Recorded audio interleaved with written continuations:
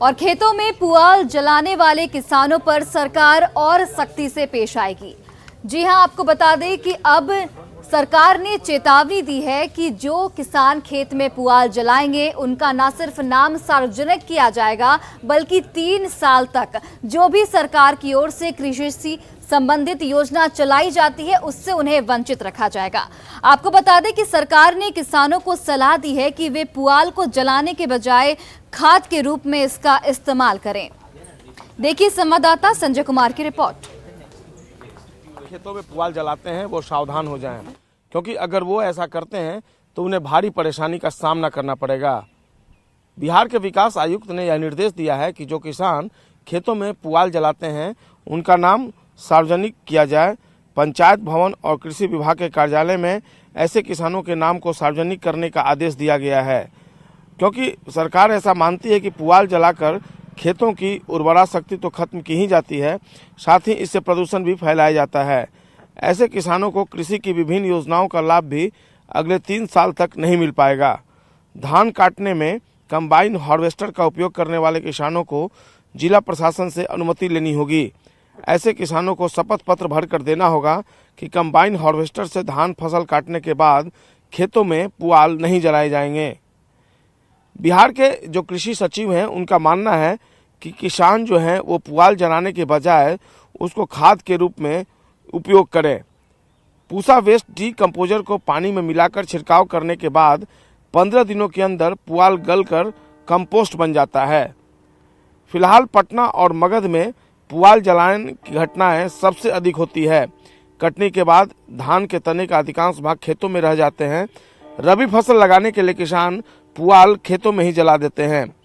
पिछले 2 साल में ऐसे लगभग 500 किसानों पर कार्रवाई भी की गई है। तो अगर आप इन बातों का ख्याल रखते हैं तो निश्चित तौर पर आपका नाम सार्वजनिक नहीं किया जाएगा और नहीं आप कृषि लाभ से जो सरकार की योजनाएं हैं उनसे वंचित हो पाएंगे। कैमरा पर्सन सुबोध के साथ संजय कुमार, न्यूज़ 18 पटना। और देखिए, पूर्णिया कॉलेज में कड़ी सुरक्षा के बीच पंचायत चुनाव के 6ठे चरण की काउंटिंग कराई जा रही है और इस दौरान 32 पंचायतों के प्रत्याशियों की किस्मत का फैसला होगा। कड़ी सुरक्षा के बीच ये काउंटिंग कराई जा रही है। पुलिस बल की तैनाती चप्पे चप्पे पर की गई है ताकि कोई भी असामाजिक तत्व काउंटिंग में बाधा न बन सके। काउंटिंग स्थल की 3 लेयरों में सुरक्षा की गई है ताकि किसी तरह की कोई परेशानी न हो।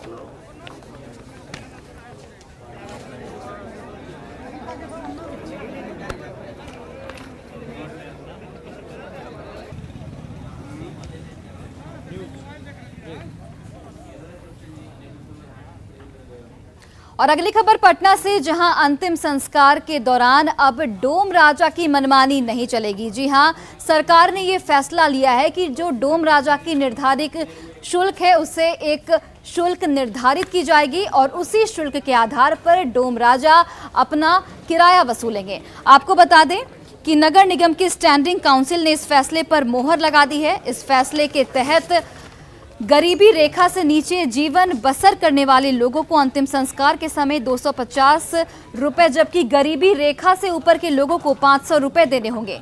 देखिए संवाददाता संजय कुमार की रिपोर्ट। गंगा घाटों पर डोम राजा द्वारा लोगों से की जा रही मनमानी पर अब रोक लग सकेगी। पटना नगर निगम ने डोम राजा से लोगों को राहत देने का फैसला लिया है। पटना नगर निगम ने जो राशि मांगी जाती है डोम राजा द्वारा उस पर अब दर जो है वो निर्धारित करने का फैसला लिया है।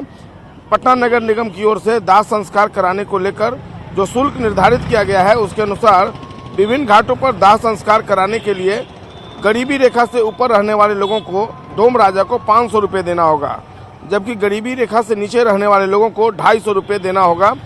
घाट पर पहुंचने के बाद डोम राजा की ओर से परेशान किए जाने की शिकायत मिलने के बाद पटना नगर निगम ने यह कदम उठाया है।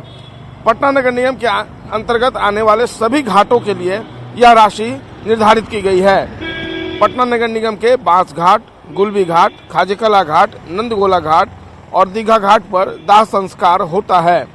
डोम राजा के लिए निर्धारित शुल्क को सशक्त अस्थायी समिति ने यानी स्टैंडिंग काउंसिल जो है पटना नगर निगम की, उसने अपनी स्वीकृति भी दे दी है। निगम बोर्ड में भी इस एजेंडे पर फैसला लिया जाना है। और निश्चित तौर पर यह जब फैसला हो जाएगा तो इससे अंतिम संस्कार के समय जो लोग पहुंचते हैं और डोम राजा की मनमानी के शिकार होते हैं उनको बहुत बड़ी राहत मिलेगी। कैमरा पर्सन सुबोध के साथ संजय कुमार, न्यूज़ 18 पटना। और इस वक्त की बड़ी खबर रांची से, जहां तुपुदाना इलाके में युवक और युवती की हत्या का मामला सामने आया है और दोनों मृतकों के शरीर पर गहरे जख्म के निशान भी मिले हैं। मृतक युवक शांति नगर का रहने वाला है, जबकि युवती बेरमार की रहने वाली थी। तो रांची से ये बड़ी खबर आपको बता रहे हैं, जहां पर तुपुदाना इलाके में युवक युवती की हत्या का सनसनीखेज मामला सामने आया है। दोनों के शरीर पर जख्म के गहरे निशान भी मिले हैं। मृतक युवक शांति नगर का रहने वाला बताया जा रहा है, वहीं युवती बेरमार की रहने वाली बताई जा रही है।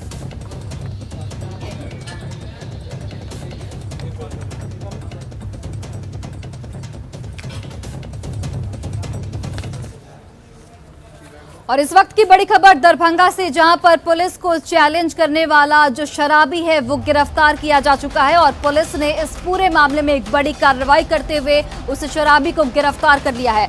आपको बता दें कि शराब की बोतल के साथ उसने पुलिस को चुनौती दी थी।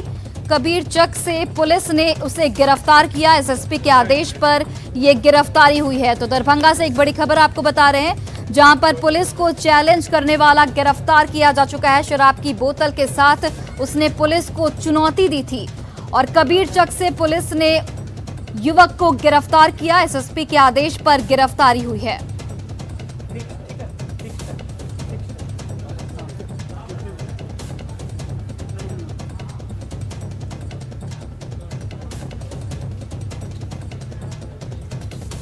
तो दरभंगा से एक बड़ी खबर आपको बता रहे हैं, जहां पर शराब की बोतल के साथ एक युवक ने पुलिस को चुनौती दी थी और कबीर चक से पुलिस ने उस युवक को गिरफ्तार कर लिया है। एसएसपी के आदेश के बाद युवक की गिरफ्तारी हुई है।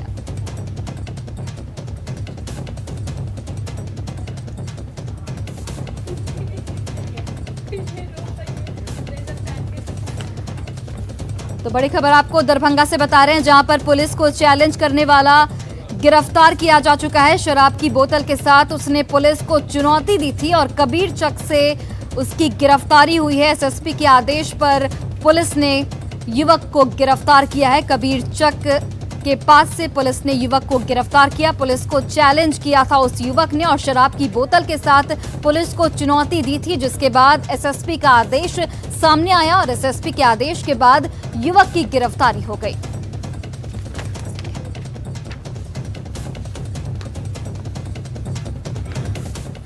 दारू दिखा रहे हैं। हाँ, संतोष यादव मेरा नाम हुआ। घर कहाँ है? घर यहीं पर है। और अगली खबर मुजफ्फरपुर से,